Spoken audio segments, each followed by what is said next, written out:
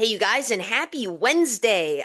This is the official 1 month mark of Gabby Hour, which is crazy to say. And I'm so excited that we've made it as far as episode 4. So, super excited, super stoked. And I'm so glad you guys are going to be able to meet this special guest. I had an awesome time speaking with her. This is someone who is a mentor to me. Met her in one of my internships in Providence, Rhode Island. She's made such an awesome impact on that market and has left such a legacy for herself there. So we're going to learn about her career there, her ins and outs of how she got into sports broadcasting. And without further ado, let's give this special guest a nice warm welcome.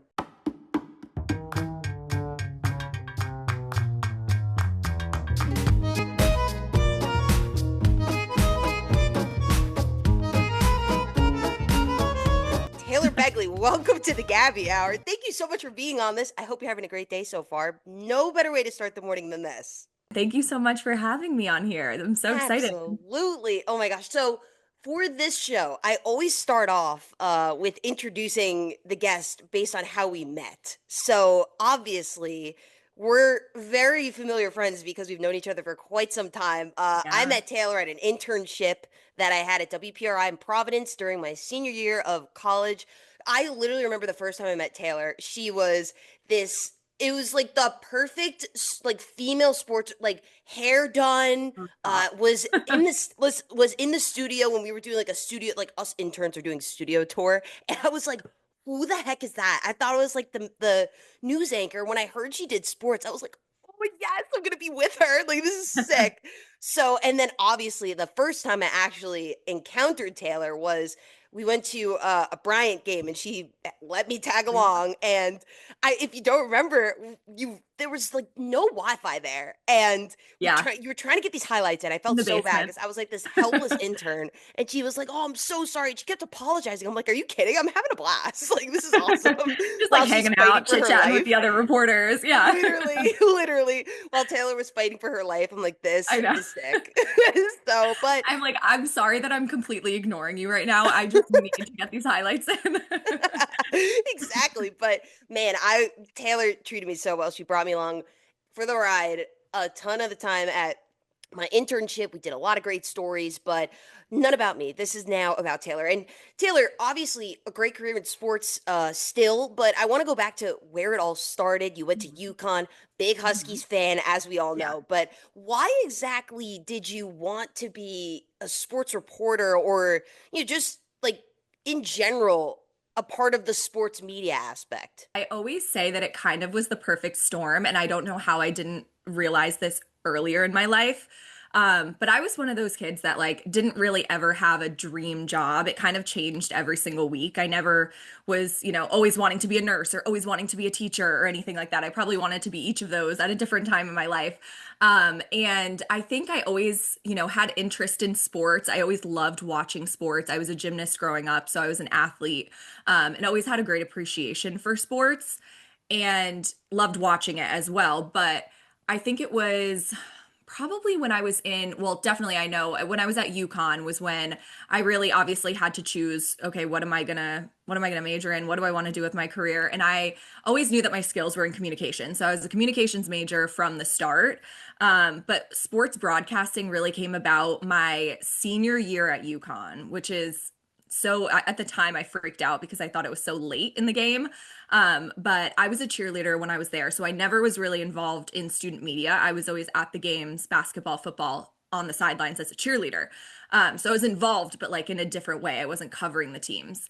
And so I took a class my senior year just as an elective because I was somewhat interested in broadcasting. And as a comm major, that was one of the options for fulfilling a communications journalism degree.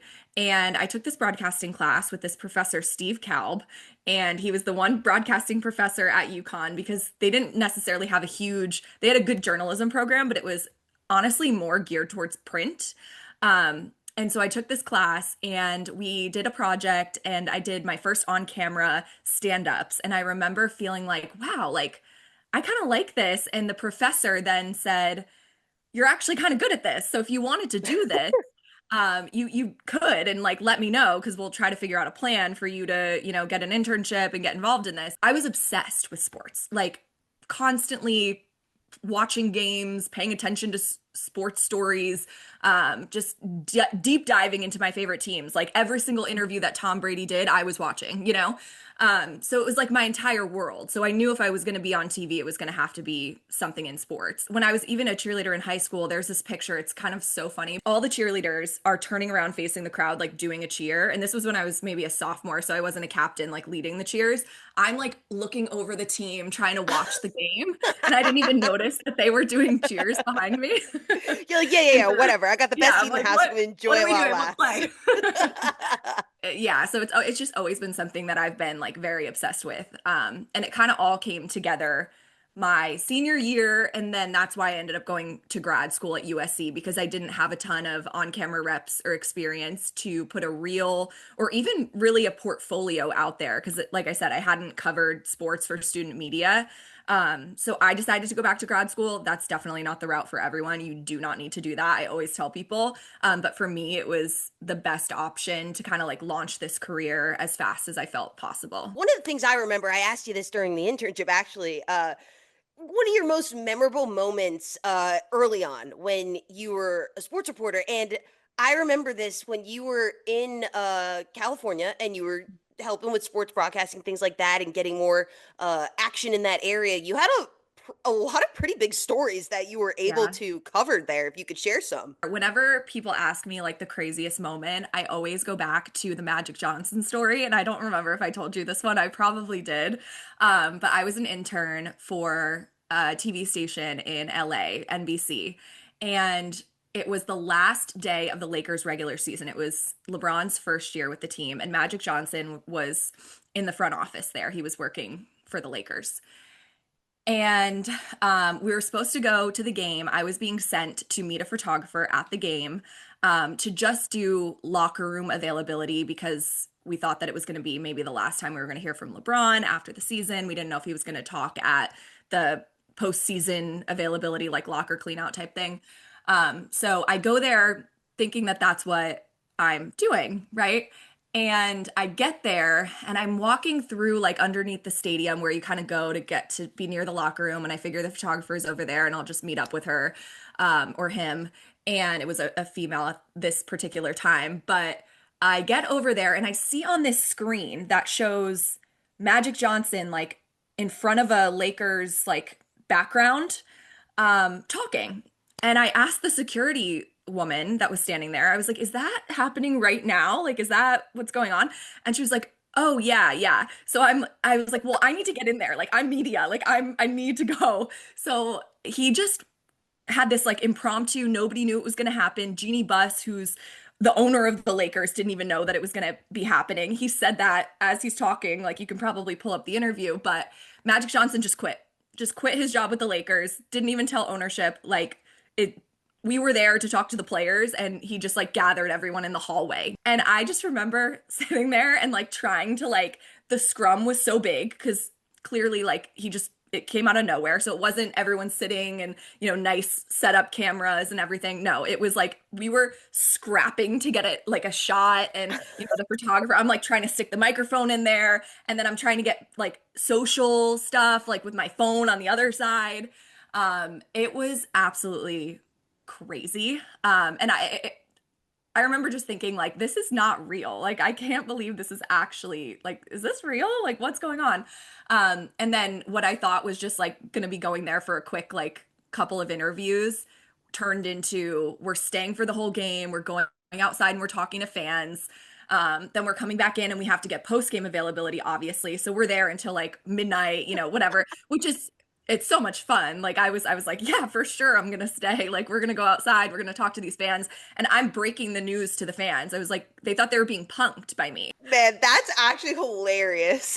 I love Yeah, that. But it's I so think the good. one thing about you that I caught on the most with is that, even a story like this, when you're an intern, you make the most out of any opportunity you have. And when you're in those big moments so high from being in LA and the LA sports scene, Mhm. What did after that feel like when you were searching for what's next? What were you looking for? And what was a challenge that you may have faced during that time? You know this for sure because you went through it too, but I think of that TikTok trend where it was like nobody talks about how hard it is to go from this to this. And I feel like one of the hardest transitions is to go from literally covering the Lakers and the Dodgers and being at these huge sports teams games every single night, covering the biggest moments, like pre-Super Bowl availability. The Dodgers at the time had just gone to back-to-back World Series. Like they were stacked and they looked like they were going to do it again that year. Like I was covering these incredible teams, LeBron and AD in LA. Like it was so much and so awesome. And then you go to a small market where you're covering mostly high school sports. And at the time, I felt like I didn't want to do, I knew that that was what I had to do, but I really felt like I didn't want to do it because I didn't want to leave that situation that I had in LA, but I knew if I wanted to be on camera, that was what I was going to have to do.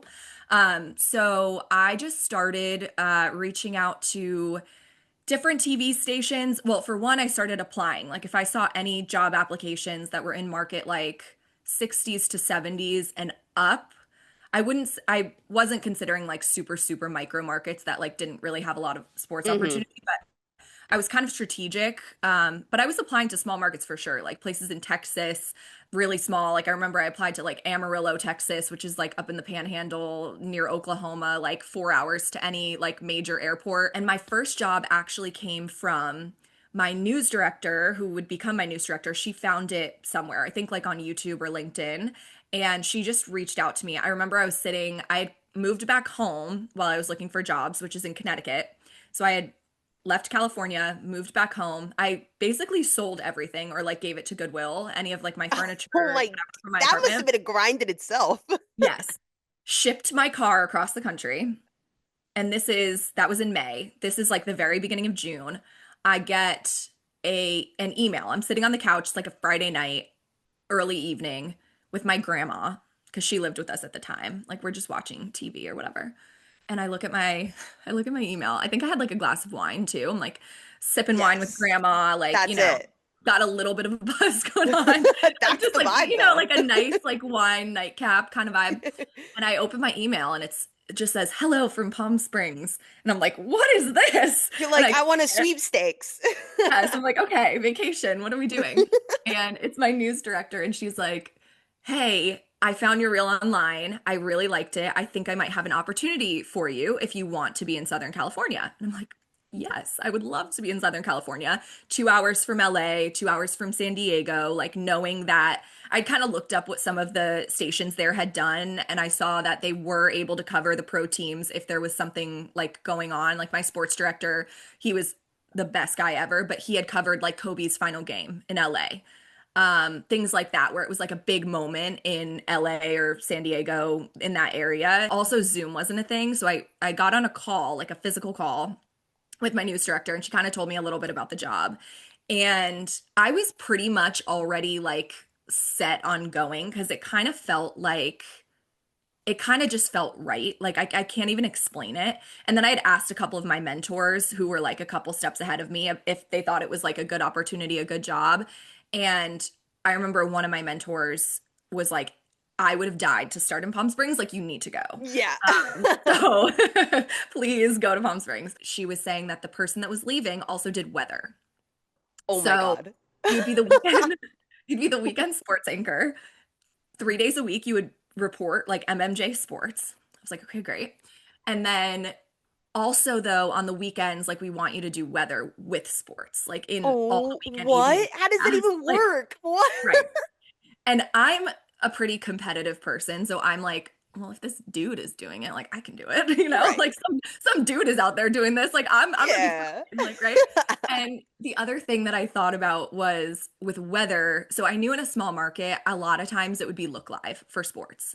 And so I thought, okay, weather is 3 minutes of me just talking on air live, like no prompter, just talking. And it's about something that I don't even really know that much Yeah, about. that's actually ridiculous. So I was like, if I can do that, it's gonna make me so much better for like live shots about sports and Hmm. just more comfortable on air, right? And I felt like if I do this for 2 years, that's going to fast track my growth as a live presence on air. It was still awesome to be able to cover it, from the studio and to have so much excitement in sports, even during a time that was like kind of dull, obviously, in the sports department.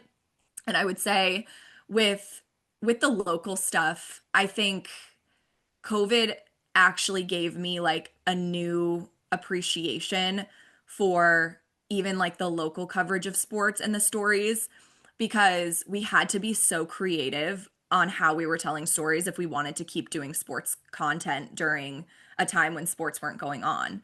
So like I remember I had just like tweeted out to like the local high school athletes, hey, send me like videos of how you're training right now during this off time, and like maybe you'll get a chance to be featured on the news.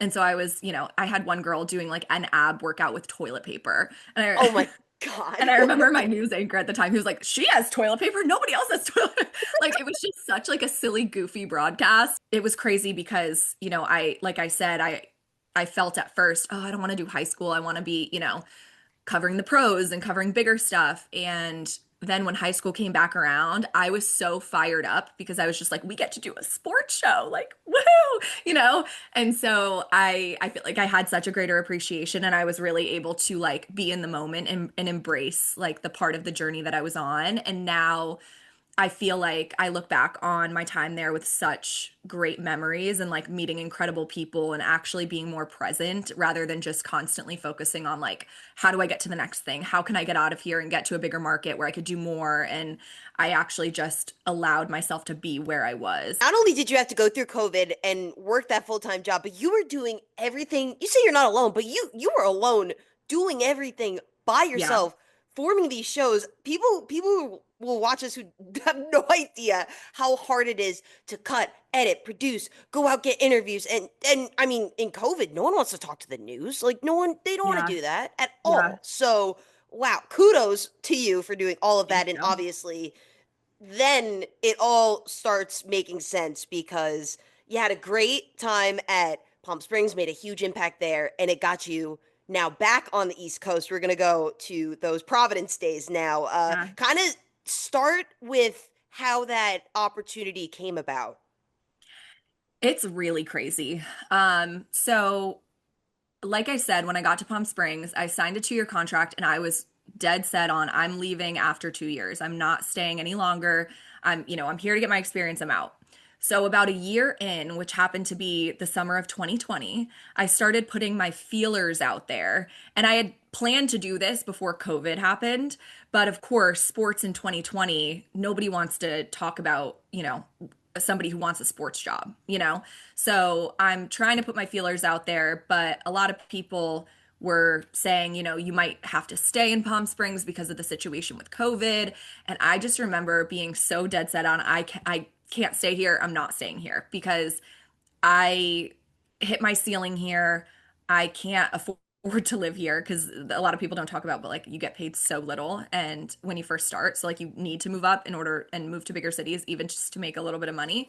Um, for all of those reasons, I was ready to go.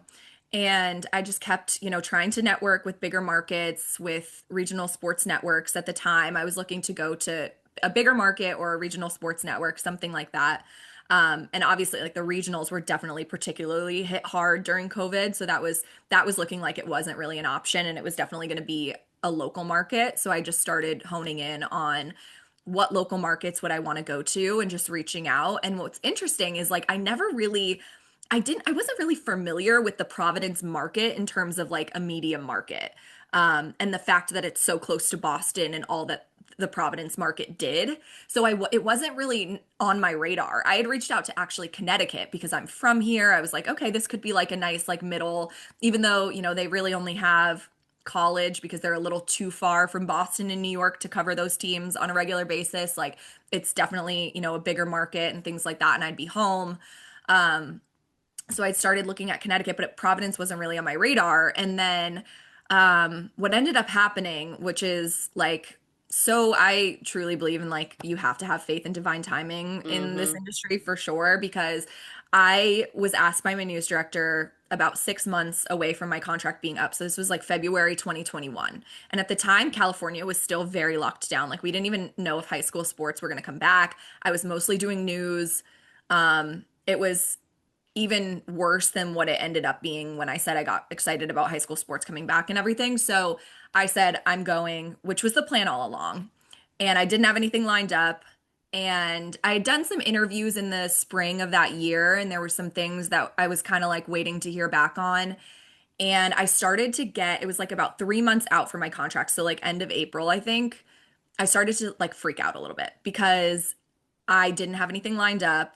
Sports had come back to California. And even though like the financial thing was still going to be an issue, I felt like, okay, but I'm better off staying here and doing this than like going home and doing nothing, especially because I'm so early in my career. I want to like keep this going and stay on air.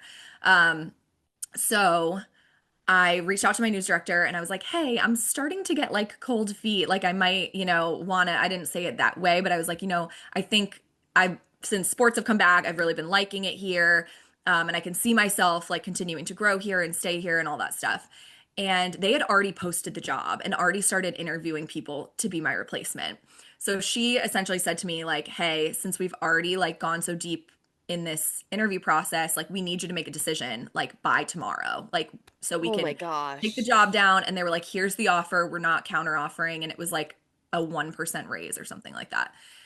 And so I just knew in my gut I couldn't say yes to that because at the time I needed a new car and just all these things.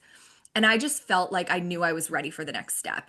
And a lot of the people that I was talking to that I would send my reel to that were in the industry were saying that to me as well. So Hmm. I was getting good advice on like, okay, you're definitely ready for the next thing. It just depends on like if there's an opportunity there.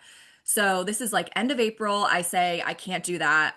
I'm going to leave, thank you for the offer and everything, but no thanks. And then my news director came back to me and she said, well, I know that, you're from the East Coast, and if you want to get back there, I have some contacts out there that I can reach out to for you. Because she used to be the assistant news director at WPRI before she went to my Palm Springs station to be the news director. And I was like, yeah, sure. Like, whoever you'd be able to introduce me to, that would be great. And she was like, okay, send me your reel. So I sent my news director my reel. And she sent this like paragraphs on paragraphs on paragraphs of a recommendation to, at the time, it was the previous sports director before Maury. So Yanni was the sports director who had Hmm. worked with Rebecca was my news director, and Karen, who is the news director there, and sent this like glowing recommendation. And it just so happened that they were about to post a position in sports Oh like my the next gosh. week. So, but the job wasn't posted. No one had any idea. And I remember my news director, Rebecca, at the time saying, like, I can't promise you anything, but it'll be good just to like, get on their radar and, maybe you can have a conversation and meet them in case anything comes up, right? Like the next week I interview for the Providence job and then it took a little bit. It was actually interesting that I wasn't freaking out because it took like a month to hear for a second interview and then to like eventually get the job. And at this time I'm like approaching my date of like when I'm leaving California without a job, right? And so I don't know, I guess I just had this like feeling that like God was in it. And if it was meant to be, it was going to happen. And it really felt like it was meant to be. God was in it. And eventually it worked out and I ended up getting that job. And I got it, I think, in June of 2021 was when I found out that I got the job. And then I started at the very beginning of August. So I moved back to Connecticut. I was in Connecticut for a week to like get myself together and then move. So That's yeah, a I was in quick Providence. turnaround. Oh yeah, yeah. It was Oh my definitely, gosh.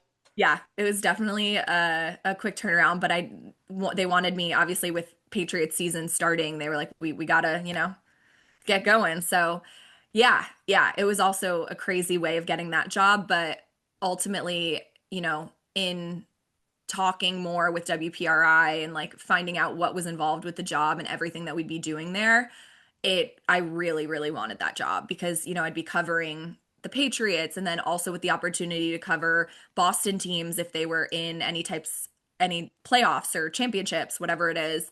And on top of that, the fact that we did so many longer form shows, not just like a three minute sportscast at the end of the night, I knew that that was going to be a huge thing for my career, especially if I wanted to move on to like a sports network or a national network one day, to be able to say that like, oh, I've hosted, a 30-minute Patriots post-game show. Or like we were at the time we were doing 15 minutes of sports a night. We had like a sports nightly show. One of the things that was different at this Providence station as opposed to your previous one was just, I think personally, the fan base, because you had to cover the Patriots and the Patriots are in Foxborough. So this is the Providence market. Yeah. And when you have fans like the Patriots, then the Celtics and the Red Sox, when you got into those teams, and you're the one responsible for breaking news and sharing these stories, Hmm. how did you handle, they're not the nicest people in the world. We're going to be Yeah. honest. We're New Englanders. We could say that. How Yeah. did you handle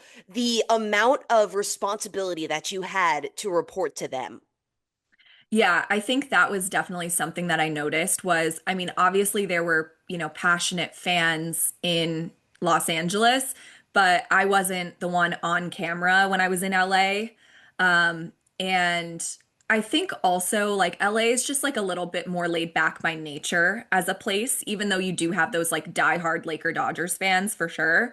So I knew in Boston, like, I mean, the winters are cold. All there is sports. People love to yell, and That's true.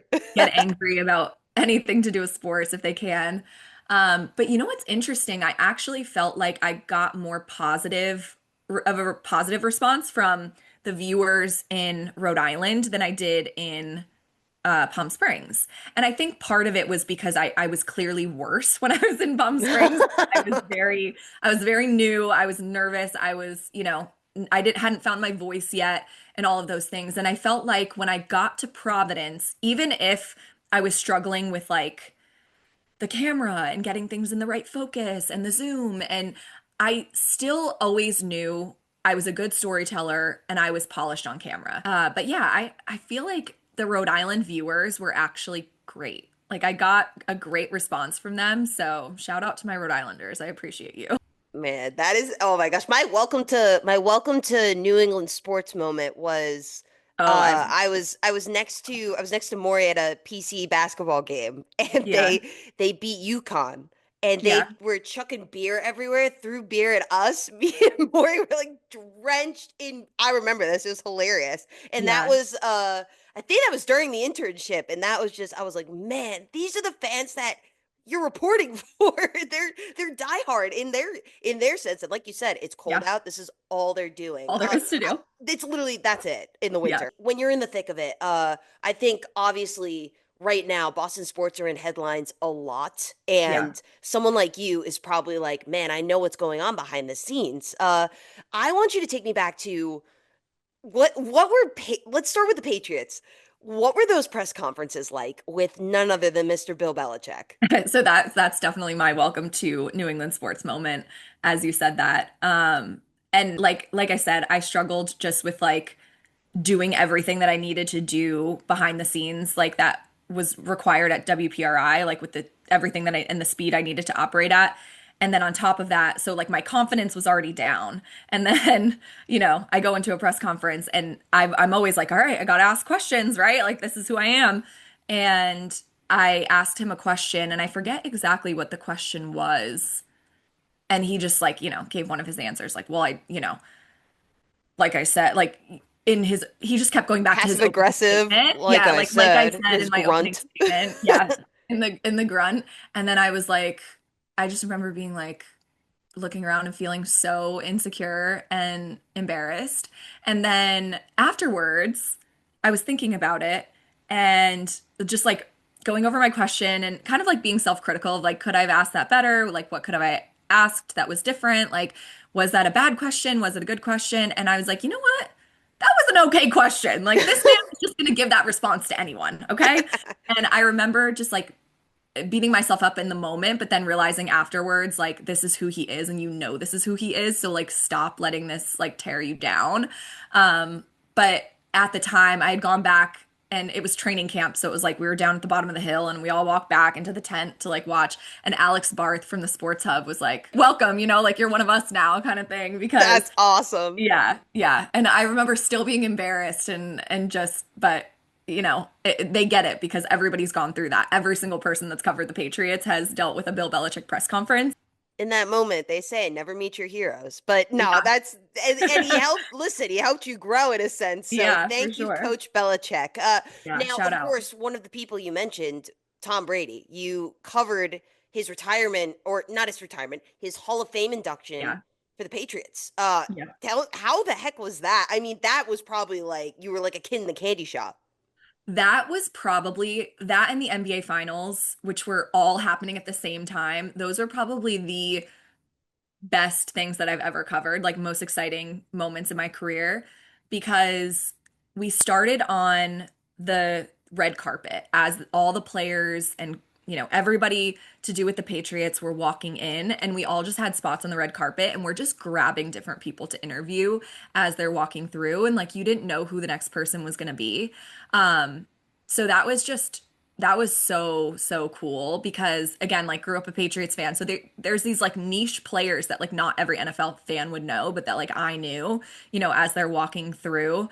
And you're like, oh my gosh, like this guy's here, that guy's here, like all these people that are here for Tom. And then, Tom walks through and it was just like kind of like a starstruck moment. I always say like I've never really been starstruck until Tom Brady was like 2 feet in front of me, like walking on a red carpet. I'm like, whoa. So you mentioned, obviously, Brady Hall of Fame for the Patriots.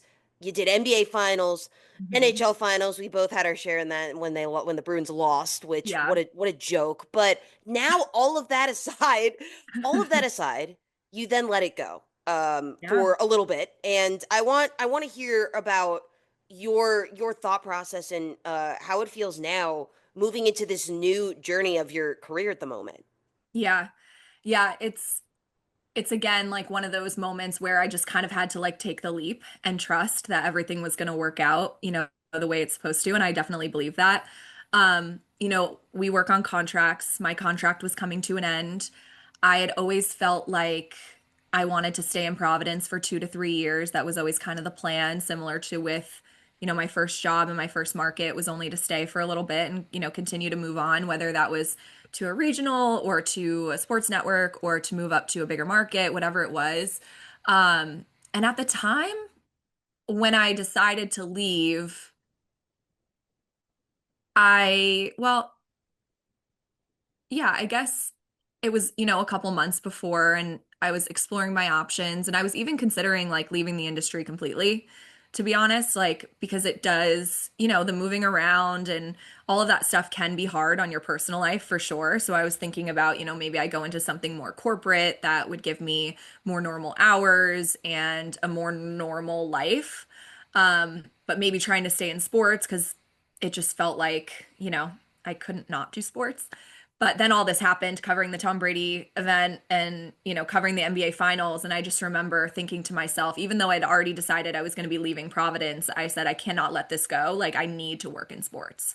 Um, so I've been exploring my options, taking a little bit of a break from like the local news, I guess, grind of it all, because it's just such a big commitment on going to a place where you might have to like, move yourself and it could be far away or, making those kinds of decisions. And then also on top of it is like opportunities aren't always I've been very fortunate that my opportunities have lined up so kind of perfectly, but especially at the higher up you go, there are just fewer places and the spots get more competitive just because when you're first starting, like you have the choice of all these small markets, to start in and you can kind of just take whatever you kind of get. But then as you get older through the business, I feel like it kind of narrows. So just figuring out what the next, I guess, full-time move is, but I've been freelancing a little bit for sideline reporting and then I started a podcast. So that's been fun. Mm-hmm. Like the social media of it all, because I think, in broadcasting, social media is super important as it is. And it's great to like have that opportunity while even if you're not in a full-time broadcasting role, you can do different things on your own as either a creative outlet to build your brand, to create content. Because who knows? I mean, like a lot of times you see people these days that are able to make a whole career out of like social media content. And then also you see people from social media that are able to move into the broadcasting space. So I think it's really important for me at this time to be able to build both. So to have my broadcasting skill set, which like I know I have and I can't be taken away, but to also be able to have and embrace social media, especially during this time where like it's super important and I have more free time to be able to do that and to really kind of become, I guess, the whole package. I don't know if that's like the right thing to say, but like to be able to, Well-rounded. You are the whole yeah, package. be Yeah. well-rounded. Thank you. No, but to be more well-rounded. And yeah, like just, trust in God's plan and keep grinding and, you know, trust that like the opportunities are going to break the way they're supposed to. So I think, there's an argument for both sides of the coin. Like it's everybody has to do what's right for them for sure. And I think, part of me has thought like, oh, maybe should I have just stayed in Providence and like wrote it out until I could find something. But I think something more like full time to move directly into. But I think this time has been really crucial because it's caused me to really like take that like 300-foot view of my entire life and what I want to do and where I want to be, whether that's location wise or job wise, what I would be happy doing, like even if it wasn't directly in broadcasting. I ultimately always wanted to move out of local news. So I think that's another big thing was I wasn't sure if I wanted to stay in local news and go into another local contract somewhere because usually you're signing for like 2 to 3 years, in a bigger market. So I think that's part of it as well. Ultimately, my goal has always been to move to like a sports network or a regional or something like that. So I'm still working towards that for sure. That's the ultimate goal still. But I'm also, open to trusting God's plan because it's always led me to where I'm supposed to be in the past. So, he's not going to fail now. I love that. And that's why I love talking to you the most because honestly, the faith that you have shared it on your podcast, on your socials. That is probably the biggest takeaway that people should have from a journey like yours. And no surprise you were gonna end up doing amazing things. Remember us little people when you're Oh my on the gosh, big you too. broadcast. You're Remember, you're a but star, please, Gabby. this has been so fun, Taylor. I'm gonna have Yeah. all of Taylor's info in the description caption. I definitely suggest going on BTS with TB because it is a great time. You get a lot of good takes from her, still covering her Boston sports, UConn sports. We can't forget Love about you, those Con. Huskies, Yeah. and just everything surrounding women's sports. And also, she's dabbling in fashion and sports. So definitely Yeah, a take a little look bit. and Little take some outfits. tips from her. So, but Taylor, thank you so much for being on the Gabby Hour. Gabby, thank you. And I just have to say, you were one of the most impressive interns, college students that I've ever seen. Like, you are such a go-getter, and it shows through you doing this podcast. I'm so proud of you, and I can't wait to watch the rest of your journey too. You're the best. Oh my gosh. Thank you so much.